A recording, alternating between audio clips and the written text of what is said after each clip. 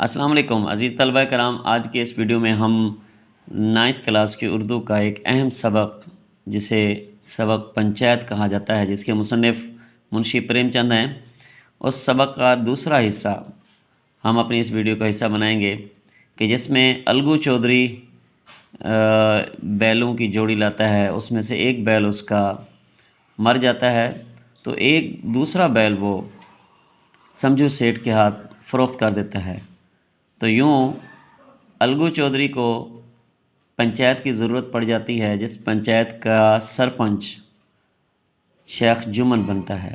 تو شیخ جمن جیسے ہی سرپنچ بنتا ہے تو اس کو بیٹھ کر مسند انصاف پر بیٹھ کر یہ سوچ آتی ہے کہ یہاں ہم کسی کے دوست نہیں، یہاں میں کسی کا بھائی نہیں، یہاں میں نے انصاف کے مطابق فیصلہ کرنا ہے۔ تو یوں وہ الگو چودھری کے حق میں کیا کرتا ہے، فیصلہ کرتا ہے۔ تو آئیے عزیز طلبہ، اب ہم سبق پنچایت کے سبق کے صفحہ نمبر 39 کی طرف ہم چلتے ہیں۔ جی، اس پنچایت کے 1 مہینے بعد ایک بیل مر گیا۔ جمن نے اپنے دوستوں سے کہا، یہ دغا بازی کی، یہ دھوکے بازی کی سزا ہے۔ انسان صبر کر جائے، مگر خدا نیک و بد دیکھتا ہے، اچھائی اور برائی دیکھتا ہے۔ الگو کو اندیشہ ہوا، خطرہ ہوا کہ جمن نے اسے زہر دلوایا ہے۔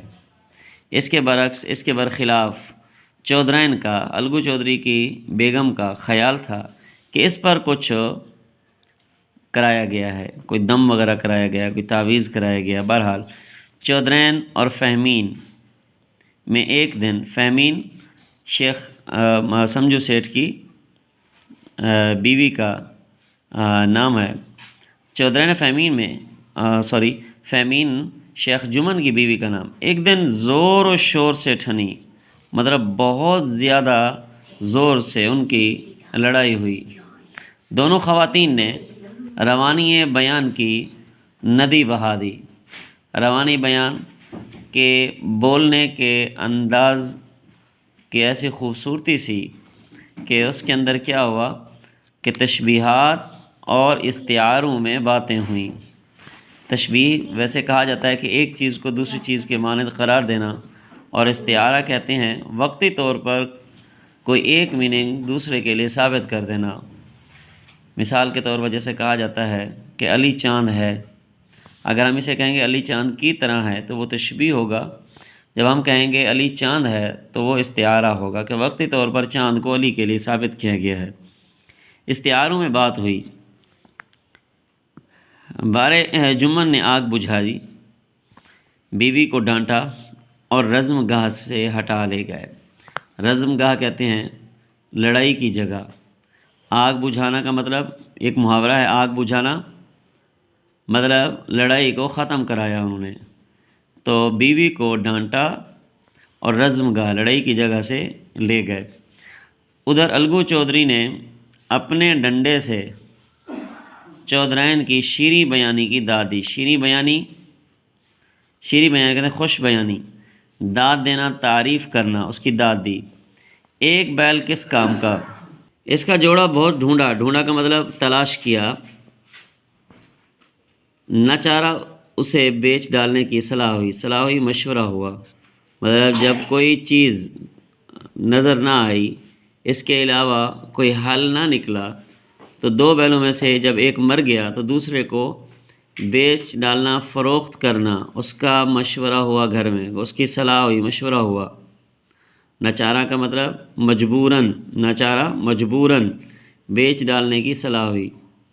گاؤں میں ایک سمجھو سیٹھ کو انڈرلائن کرنا ہے، سمجھو سیٹھ تھے۔ وہ یکا گاڑی کہتے ہیں تانگا گاڑی، تانگا ہانکتے تھے، چلاتے تھے۔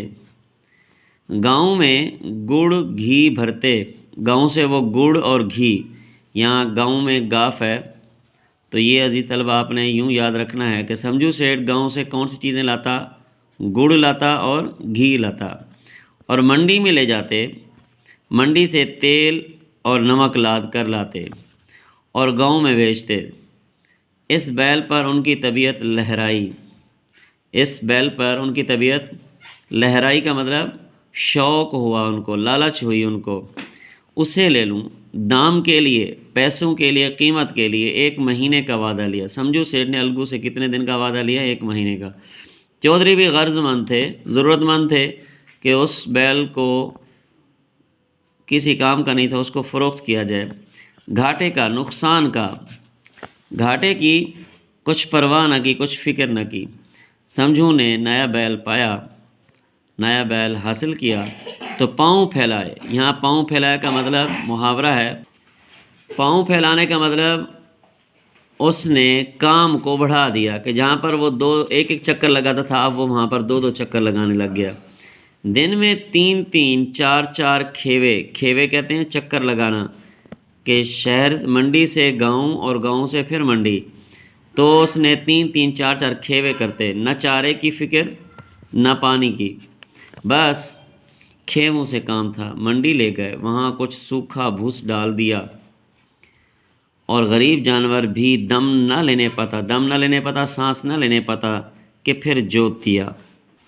یہاں جوت دیا کا مطلب دوبارہ سے بیل کو بیل گاڑی میں باندھ دیا۔ مہینے بھر میں بیچارے کا کچومر نکل آیا، بیچارے کا کچومر، اس کی بری حالت ہو گئی۔ یکے کا جوا دیکھتے ہی، یکے کا مطلب بیل گاڑی کا تیار ہونے کے لیے اپنے آپ کو بیل جیسے ہی اس کو دیکھتا، بیچارے کا ہاؤ چھوٹ جاتا، اس کا سانس پھول جاتا۔ ایک قدم چلنا 2 بھر تھا، مشکل تھا، ہڈیاں نکل آئی تھیں، لیکن اصیل جانور مار کی تاب نہ تھی۔ ایک دن چوتھے کھیوے میں سیٹھ جی نے دونا بوجھ ڈبل بوجھ ڈال دیا۔ دن بھر کا تھکا جانور پیر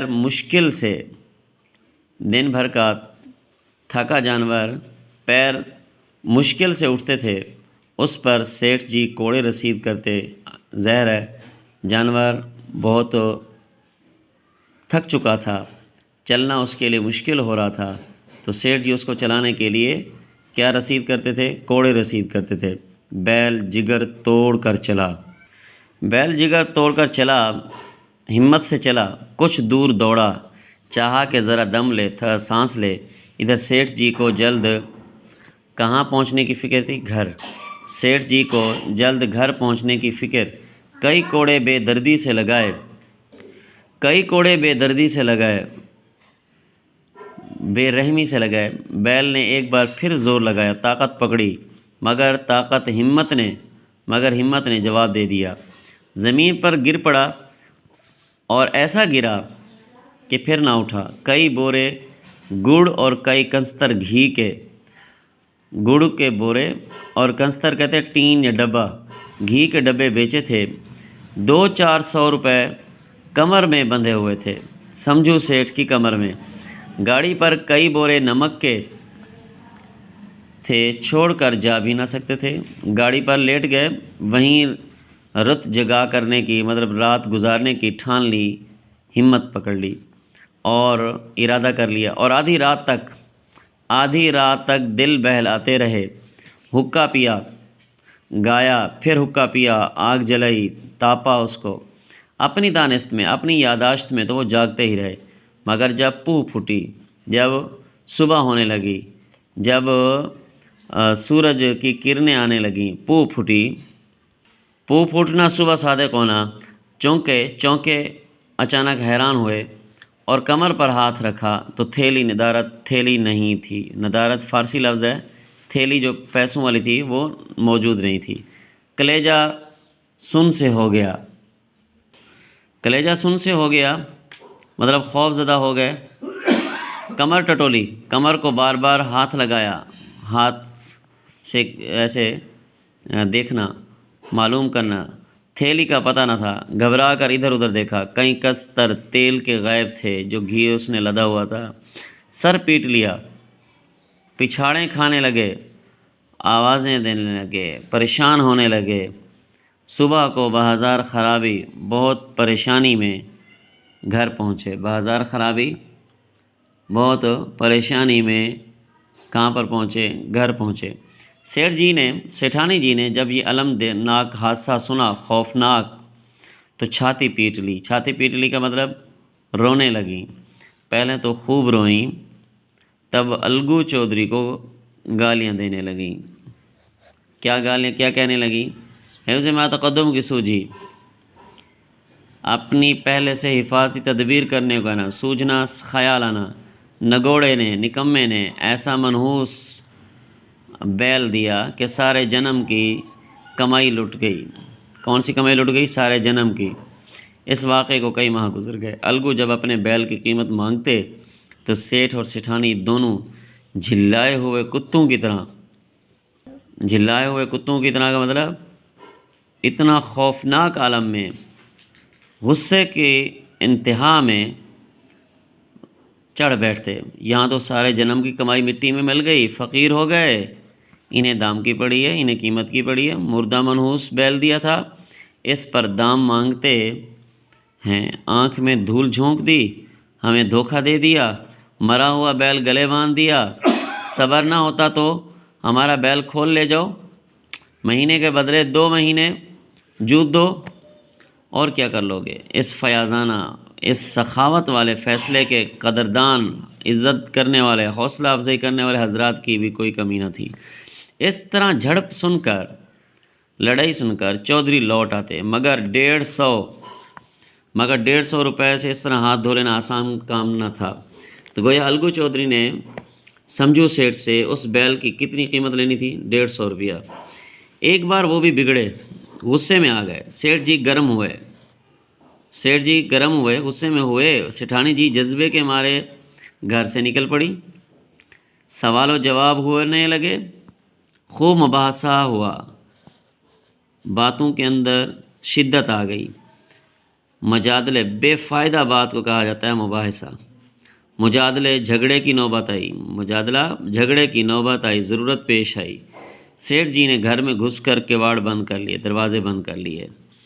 گاؤں کے کئی معزز آدمی جمع ہو گئے، عزت دار بڑے آدمی جمع ہو گئے. دونوں فریق کو سمجھایا. سیٹھ سمجھو کو دلاسا دے کر گھر سے نکالا اور صلاح دی، مشورہ دیا کہ آپس میں سر پھٹول سے، اس طرح جھگڑے سے کام نہیں چلے گا. اس سے کیا فائدہ؟ پنچایت کر لو، جو کچھ طے ہو جائے اسے مان جاؤ. سیٹھ جی راضی ہو گئے. الگو نے بھی حامی بھر لی. فیصلہ ہو گیا. پنچایت کی تیاریاں ہونے لگیں. دونوں فریق نے گروہ بندیاں شروع کیں. تیسرے دن اسی سایہ دار درخت کے نیچے پھر پنچایت بیٹھی. رام دھن مصر نے کہا، اب کیوں دیر کی جائے، بولو چودھری، کن کن آدمیوں کو پنج بناتے ہو؟ الگو نے منکسرانہ عاجزانہ انداز میں جواب دیا، سمجھو سیٹھ ہی چن لیں. سمجھو سیٹھ کھڑے ہو گئے اور کڑک کر بولے، میری طرف سے شیخ جمن کا نام رکھ لو. الگو نے پہلا نام جمن کا سنا تو کلیجہ دھک سے ہو گیا. کلیجہ دھک سے ہو گیا کا مطلب خوف میں آ گئے، گویا کسی نے اچانک تھپڑ مارا. رام دھن مصر الگو کے دوست تھے. تہ پر پہنچ گئے. بولے، چودھری تم کو کوئی عذر تو نہیں؟ تمہیں کوئی اعتراض تو نہیں؟ چودھری نے مایوس ہونا انداز سے جواب دیا، نہیں، مجھے کوئی عذر نہیں. اس کے بعد 4 نام تجویز کیے گئے. الگو پہلا چرکا، پہلا دھوکہ، پہلا موقع کھا کر ہوشیار ہو گئے تھے، چست ہو گئے تھے. خوب جانچ کر انتخاب کیا، چناؤ کیا. چھان پھٹک جس کو کہتے ہیں. صرف سرپنچ کا، جو سربراہ کا انتخاب باقی تھا، چناؤ باقی تھا. الگو اس فکر میں تھے، اس سوچ میں تھے کہ اس مرحلے کو کیوں کر طے کروں، کیسے طے کروں، کہ یکا یک سمجھو سیٹھ کے عزیز گوڈر شاہ بولے، سمجھو بھائی سرپنچ کسے بناتے ہو؟ سمجھو کھڑے ہو گئے اور کڑکل بولے، شیخ جمن کو. رام دھن مصر نے چودھری کی طرف ہمدردانہ انداز سے دیکھ کر پوچھا، الگو تمہیں کوئی عذر ہو تو بولو، تمہیں کوئی اعتراض ہو تو بولو. الگو نے قسمت ٹھونک لی. اس نے کہا جو ہوگا دیکھا جائے گا، کیونکہ اب شیخ جمن کے خلاف الگو کے فیصلے کی وجہ سے ان دونوں کی دوستی ختم ہو چکی تھی۔ تو اب الگو نے کہا کہ قسمت میں دیکھا جائے گا، حسرت ناک لہجے میں، مایوسانہ لہجے میں، انداز میں بولے، نہیں مجھے کوئی عذر نہیں۔ شیخ جمن کو بھی اپنی عظیم الشان ذمہ داری کا احساس ہوا۔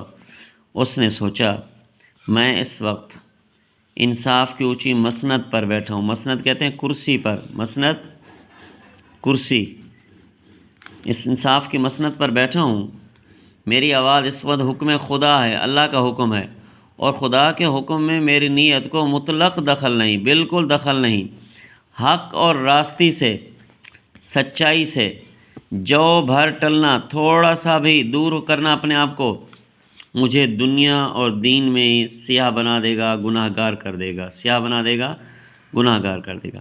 پنچایت شروع ہوئی، فریقین نے اپنے اپنے حالات بیان کیے، جرح ہوئی، شہادتیں ہوئیں، گواہیاں ہوئیں۔ جرح کا مطلب ہوتا ہے کہ سوالات ہوئے۔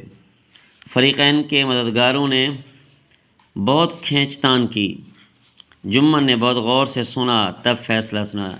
یوں سمجھو کہ وکلاء نے اپنے دلائل مکمل کیے۔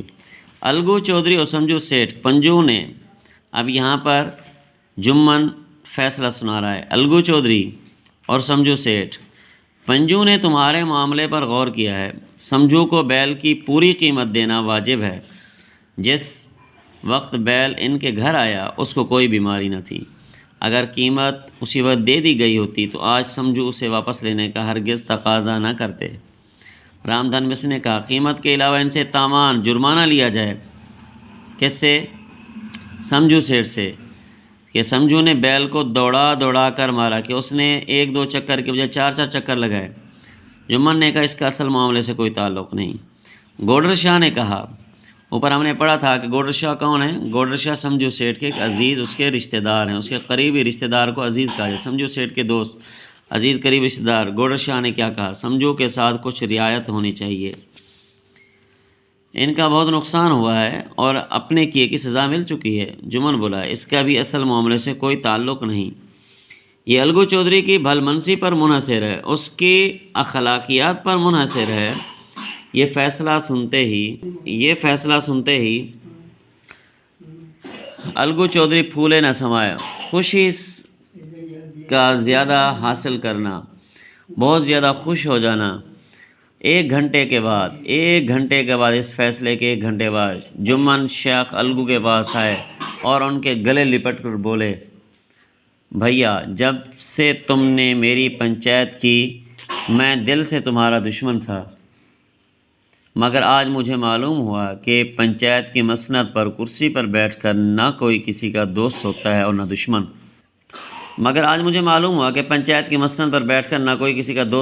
دشمن۔ انصاف کے سوا اور اسے کچھ نہیں سوچتا۔ الگو رونے لگے، دل صاف ہو گئے، دوستی کا مرجھایا ہوا درخت پھر سے ہرا ہو گیا۔ اب وہ چالوں کی زمین پر نہیں، حق اور انصاف کی زمین پر کھڑا تھا۔ تو عزیز طلبہ، ہم نے اس سبق کو مکمل کیا اور اس کے آخر میں ہمیں معلوم ہوا کہ الگو جو ظاہری طور پر جمن کے خلاف ہو چکا تھا، جمن سے دوستی ختم کر چکا تھا، اب دوبارہ جب خود الگو کو ضرورت پڑتی ہے اور جمن مسند انصاف پر بیٹھتے ہیں تو انہیں معلوم ہوتا ہے کہ مسند انصاف پر بیٹھنے والے شخص کے تقاضے کیا ہوتے ہیں، تو اس نے الگو کے حق میں فیصلہ کیا۔ یوں ان دونوں کو بعد میں احساس ہو گیا اور جمن الگو کے پاس آ کر اپنی غلطی کا، اپنے دل کی کدورت کا اظہار کرتے ہیں اور دوبارہ سے اپنی پہلے والی دوستی اور بھائی چارے کو بحال کر دیتے ہیں۔ تو یوں دوستی کا مرجھایا ہوا درخت ہرا ہو جاتا ہے۔ تو ہم اس پورے سبق سے یہ معلوم کرتے ہیں کہ انصاف پر بیٹھنے والے شخص کے لیے حقائق کو مد نظر رکھنا چاہیے، اور ہمیں اسلام بھی یہ تعلیم دیتا ہے کہ ہم کسی کی دشمنی کی وجہ سے، قرآن میں آتا ہے وَلَا يَجْرِمَنَّكُمْ شَنَآنُ قَوْمٍ عَلَىٰ أَلَّا تَعْدِلُوا اعْدِلُوا هُوَ أَقْرَبُ لِلتَّقْوَىٰ، کہ کسی کی دشمنی کا، دوستی کا یا قریبی رشتہ داری کا وجہ سے کوئی کسی سے عدل کے حوالے سے پیچھے نہ ہٹے، عدل کرے، یہ تقویٰ کے زیادہ قریب ہے۔ تو عدل اور انصاف سے معاشرے قائم رہتے ہیں۔ حضرت علی کا غالباً قول ہے کہ ظلم کے جو معاشرے ہوتے ہیں وہ قائم پھر بھی رہ جاتے ہیں، لیکن عدل کے بغیر رہنے والے معاشرے کبھی قائم نہیں رہتے۔ تو یوں اس چیپٹر کا مقصد یہ ہے کہ ہم اپنے معاشرے کے اندر عدل و انصاف کو پروان چڑھائیں۔ تو اگلی ویڈیو میں ہم انشاءاللہ اس سبق کی جو ایکسرسائز ہے ہم اس کو ڈسکس کریں گے۔